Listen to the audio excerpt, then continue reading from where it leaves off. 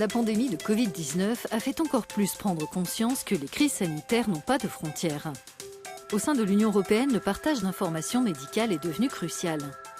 Le besoin croissant des soins de santé transfrontaliers ces dernières années a également été un élément déclencheur de l'adoption d'outils numériques qui répondent à cet objectif. Aujourd'hui, 2 services transfrontaliers en ligne sont déjà opérationnels dans plusieurs pays européens. L'e-prescription et la dispensation électronique permettent aux citoyens de se procurer leurs médicaments dans une pharmacie d'un autre État membre. Le dossier de santé informatisé fournit des renseignements médicaux essentiels pour assurer les soins des patients venant d'un autre pays de l'Union. Lors d'un séjour au Luxembourg, pays où ce dossier numérique est en place depuis 2 ans, Leila, qui est portugaise, doit consulter un médecin. Le praticien a accès à son dossier en surmontant les barrières des différentes normes médicales et de la langue.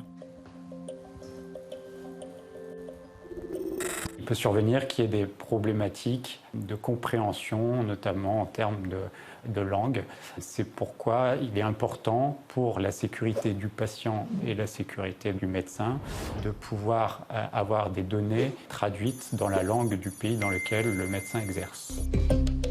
L'accès aux données de santé du patient dans le cadre de ce dispositif n'est possible que s'il a donné son consentement à leur partage.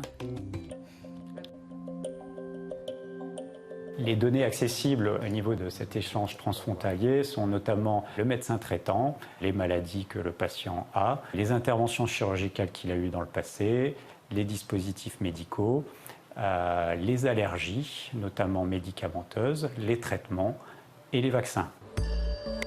À l'échelle européenne, ces services font partie des piliers du futur espace européen des données de santé.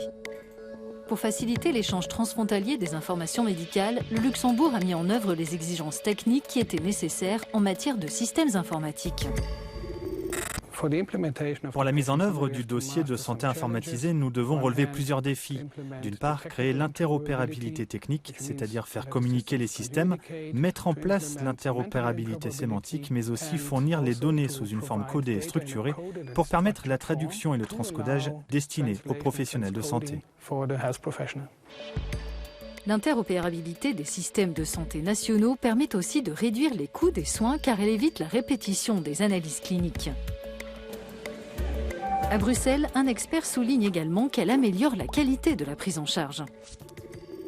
Cela favorisera la continuité des soins, mais aussi la sécurité, car malheureusement, ce que nous constatons actuellement, c'est qu'en raison d'un manque d'informations, les médecins et les infirmiers commettent parfois des erreurs médicales qui peuvent être préjudiciables, voire mortelles pour les patients. Le partage des données implique aussi de les protéger. L'infrastructure doit répondre à des critères de sécurité élevés. Tous les systèmes informatiques des différents pays sont reliés par des points de contact nationaux pour la santé en ligne. De plus, l'échange de données à travers l'Union se fait via un réseau séparé qui n'est pas connecté à Internet pour garantir la sécurité du transfert des informations médicales. Les services du dossier du patient et de l'ordonnance électronique sont aujourd'hui disponibles dans 10 pays européens.